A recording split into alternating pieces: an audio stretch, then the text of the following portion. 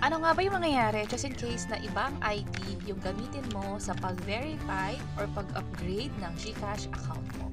By the way, kung first time mo sa channel na gusto mo pa ng mga online tutorial videos katulad nito, please click the subscribe button.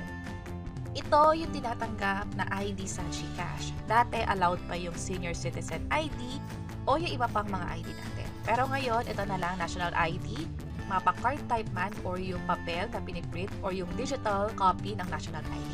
Driver's license, yung MID or SSS, postal ID, passport, PRC ID at Pag-ibig Loyalty Card Plus na ID. Ano yung mangyayari kapag ginamit natin ay maling ID at hindi ito mga nakapaloob dito?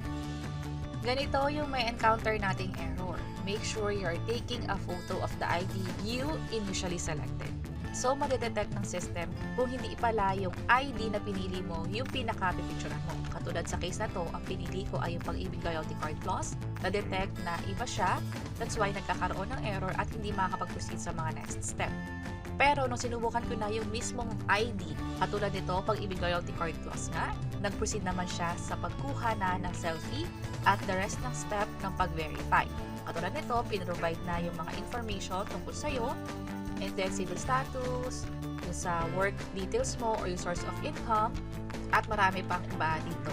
Hanggang sa makakuha na nga tayo ng notification katulad nito, and then finally, na-verify na nga yung account, na-access na yung lahat ng mga features, at na-upgrade na rin yung wallet.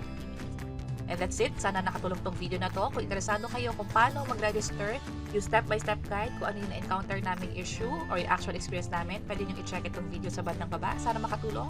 See you sa next videos. Bye-bye!